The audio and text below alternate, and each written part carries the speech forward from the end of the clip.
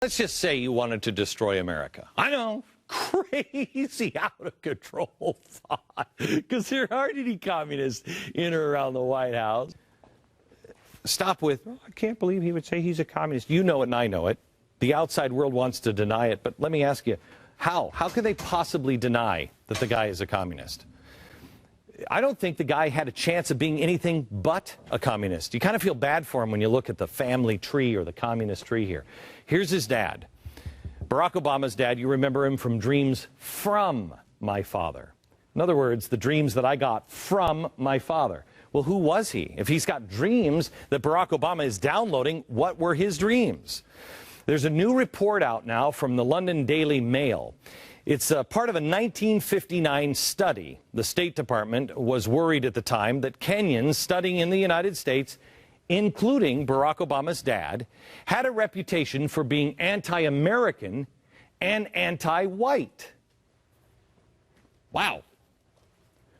You would think, I mean, if George Romney was anti-Kenyan, you'd think we'd hear about that, don't you? The report added, the arrival here of these students, many of them in different academic caliber and ill-prepared for the venture, is likely to give rise to difficult problems. And they were more than right, more than they could possibly ever know. So his dad hates America and is anti-white. When his dad dies, Barack was young. But what about the other caretakers in his life? Where did he go? Well, Grandma and Grandpa, they look great and everything, and I'm sure they're very nice people, but they took Barack Obama to the Little Red Schoolhouse. It's red because it's a communist schoolhouse. That's why it was called the Little Red Schoolhouse. Mom was a communist and a radical. When she got her new husband, Lolo, Obama's stepfather, they moved to Jakarta. That's, I think, where he had dog. Apparently, Lolo wasn't radical enough, so Mom takes little Barack away because he's not communist enough and moves Barack back to Hawaii with the grandparents, where the grandfather decides, I got to find him a mentor, Frank Marshall Davis. Frank Marshall Davis just happens to be a communist. I mean, what are the odds? Again, don't you feel a little uncomfortable? I mean, I feel bad for him, actually, because he didn't have a chance. When he goes back to college, who does he hang out with? Let Barack Obama say it for himself. Here he is. To avoid being mistaken for such a sellout, I chose my friends carefully. The more politically active black students, the foreign students, the Chicanos, the Marxist professors and structural feminists and punk rock performance poets. Okay. So the apple's not falling far from the tree. Of course, the tree doesn't have apples because they lived in a food desert. But anyway. As an adult, he finds Jesus. Okay, that's great. But who's he find it from? A guy who says Jesus is a black man and hates white man. And he also hates the Jews. Jesus does. He's a radical Marxist, anti-Semite, Reverend Jeremiah Wright. He defends him all the way, and when he can't take the heat anymore, and they finally say, just throw the guy under the bus, where does he turn for his spiritual advice? Another guy, Jim Wallace, another Marxist, a spiritual Marxist. Really? He meets in Chicago, but it's definitely not friends, with radical underground, Weather Underground member Bill Ayers, another Marxist, communist, radical revolutionary. Then he teaches school about this guy. He teaches in college Saul Alinsky, another radical communist that this guy understands, this guy understands, this guy understood, this guy understood. Really? When he goes to Congress, he is the farthest left out of everyone there. Even the self-described socialist Bernie Sanders, who I have respect for because at least he says what he is. He's farther left than the socialist. And then he goes on, as president, to appoint Van Jones, a communist. Well, he was. I haven't heard about his turning point. Valerie Jarrett, this is his best friend, Valerie Jarrett. Guess who her father was? Her father-in-law just happened to be a Chicago reporter, a communist, and a buddy of Frank Marshall Davis, the communist that Barack hung out with. This is the tie on how these two got together. By the way, we have a new book coming out called The Communist. It's not written by me. It's written by Paul Kengor. He's the author of Ronald Reagan. And he tells the story of Barack Obama's real mentor. It's critical that you understand who mentored him. Look for it this July. But I warn you, Obama is living in one big communist tree. I mean, he's like a communist Keebler elf, you know, that gives the cookies away for fairness and justice. How many communists do you know? I don't know anyone. And we've gone down this road before, but it seems like everyone around the president during his childhood and his entire life have been communists, radicals, or revolutionaries. Again, you feel sorry. The guy didn't have a chance. He didn't have a chance. There's nobody in this circle of friends that's defending George Washington. No one. No one. So why would it be out of line to call him a communist? Let's just pretend that they wanted to destroy the free market system, okay, just for argument's sake. You know, in case we ever have a president who's a radical communist revolutionary. Let's just say that you wanted America to fail so you could wipe the slate clean and rebuild. Rebuild the dream. But this time when you rebuild it, you remold it closer to the heart's desire. You know, an America where labor unions, not the moonshot, labor unions were one of our greatest 20th century accomplishments. How would you do that? I mean, you'd have to continue to destroy the institutions that we trust the most. We know that's been going on already. This is a message from free market America that I thought you needed to see. Watch. If I wanted America to fail, to follow, not lead, to suffer, not prosper, to despair, not dream, I'd start with energy. I'd cut off America's supply of cheap, abundant energy.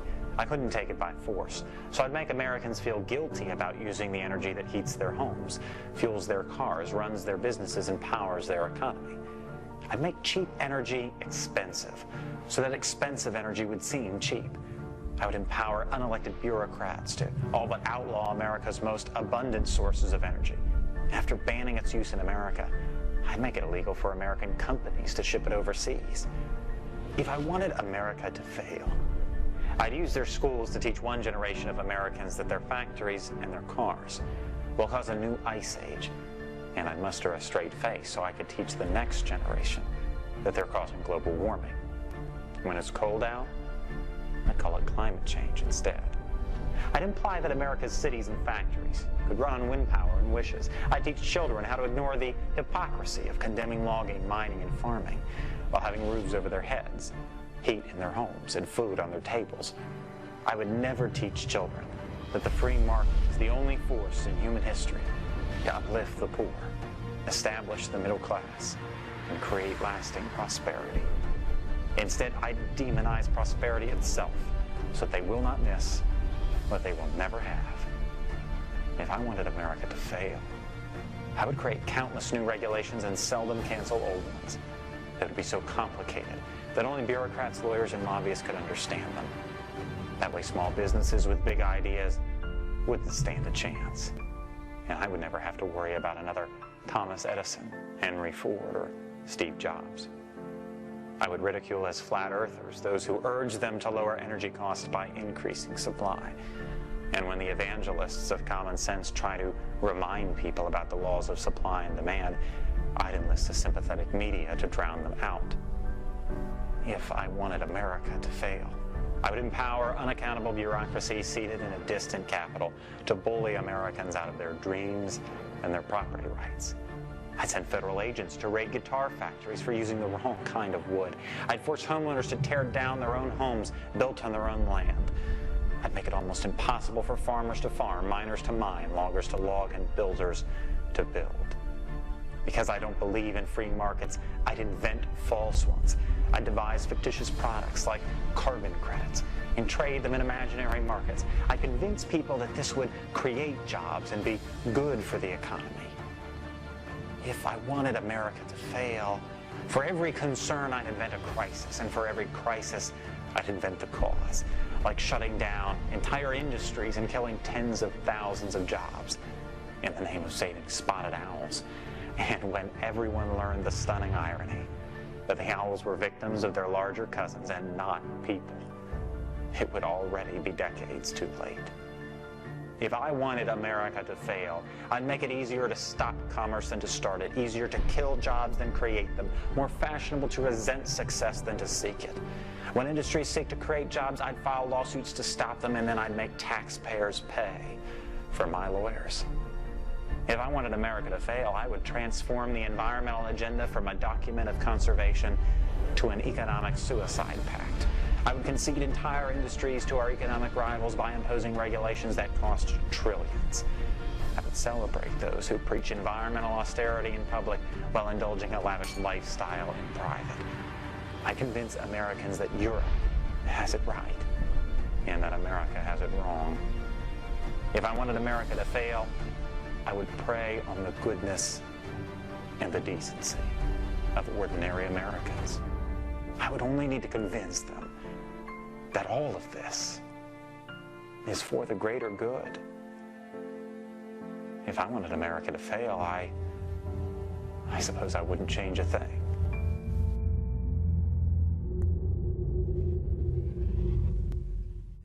Look, nobody wants to hate the President of the United States. Nobody wants to think that he's a liar. Nobody. They've been working on this for about 100 years. You'll notice what Van Jones said in Rolling Stone. In the last 100 years, he's talking about the radical left change. Progressives have gotten more adept at duping people, that really, those are the things that are so great. They even feign agitation at being called socialist or Marxist or communists. But that's what they are. That's not a smear. That's what they are. But they won't say it because they know you won't accept it. Because remember, all these changes are for the good. That's not for Marxism or communism. It's for the good of America as you and your friends know it. Everything they're telling is good for us is deadly. And look how closely they will align to the values and principles found in the Communist Manifesto. I just want to go over just some of the highlights of the Communist Manifesto. One of them is the abolition of private property. Well, look what we have done. We have taken eminent domain and Fannie and Freddie, and the federal government owns 650 million acres of land. Do you have the slide for this? Show me the land. 650 million acres of land. Remember, what was it the first thing that the president did? The first thing the president did, look at all that acreage. The first thing he did is he started grabbing land for the wild horses. And we were all like, really? That's one of the first things? Mm-hmm. Then also a heavy progressive income tax. It's better. I don't want to hurt you. I just think it's better when we spread the wealth around. The U.S. now has the highest corporate tax rate in the world. If I wanted to destroy America, I would make it so no company would want to build a business here because the corporate income tax were crazy. And then the labor unions and hiring people and firing people. And you'd be entangled in all sorts of regulation. That's what we're doing. Is that helping us or is that killing us? Is that free market or is that a plank in the Communist Manifesto? The abolition of all rights of inheritance is the next one. Under Obama, the estate tax, now 35%. In his 2013 budget proposal, it raises the estate tax to 45%. The money's never yours. The confiscation of property of all immigrants and rebels. Now, this one seems really difficult. I mean, are they taking things from people that disagree with them? No. Yes. Gibson Guitar. They took their property, the rare wood. How did they do it? Through regulation. Why did they do it? Well, the Gibson people say it's because they don't support the president. If you don't like that one, how about when George Bush took guns from people in Katrina? The federal government just took their private property, something that guaranteed them in the Second Amendment, just took it, shoved an old lady down on the floor for it. Nobody reported on this. Then there's the next plank, centralization and monopolization of credit by means of a national bank. Well, you have one. It's the Federal Reserve. And what did we do? We gave everybody through TARP. Government forced these banks to take loans they didn't want. Well, who was the #1 bank for TARP? Do you remember? Tomorrow we're going to refresh your memory, and we're going to show you what that bank is now doing with gun manufacturers. It's quite interesting. Then centralized control of communication and transportation. Well, we already had NPR, PBS. They tried the fairness doctrine. Internet regulations are now being imposed. They're trying to take over the internet. They're trying to shut down talk radio. They need to control it. They're touting Al Jazeera, which is a government entity. Then you also have Amtrak and the buses and the port system. It's all controlled by the federal government, another communist plank. Government ownership of factories. Do I need to say any more than government motors? Equal liability of all to labor. Labor unions. Labor unions are in bed deeply with the Democrats, and the labor unions and now the Democrats are in bed deeply with the communists. Yeah, see, communist labor. That's the way it always has been. But the Republicans are involved as well. Then there's free education for all children in the government-controlled schools. They wanted to make schools a propaganda machine. Well, that's accomplished. And who is heading that? Who is having our kids in school marching in Wisconsin? The communist labor unions, the control of our teachers in the teachers' unions, and the schools. And then we make it free so everybody can go there. We've done that, but now we're going to do it to higher education. But what they've done is, while they've put in higher education, something that was in the health care bill was the cutting out of private sector funds for student loans. You can't go to a bank and get a student loan anymore. You can only go to the federal government. And they're going to make it easy for you to pay back. Instead of paying back your debt, they're suggesting now that you just come to work for us in the government. What? Once a government employee, always a government employee. And they'll also kill religion as well. One fell swoop.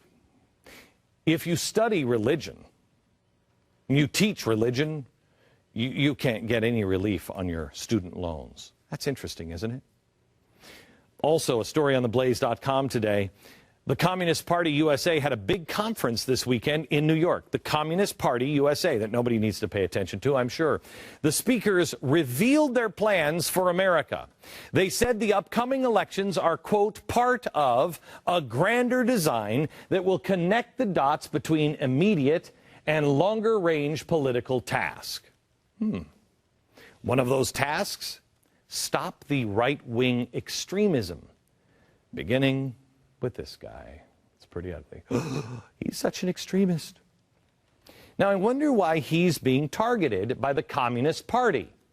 Well, take a look, see if you can figure it out. What percentage of the American legislature do you think are carrying Marxist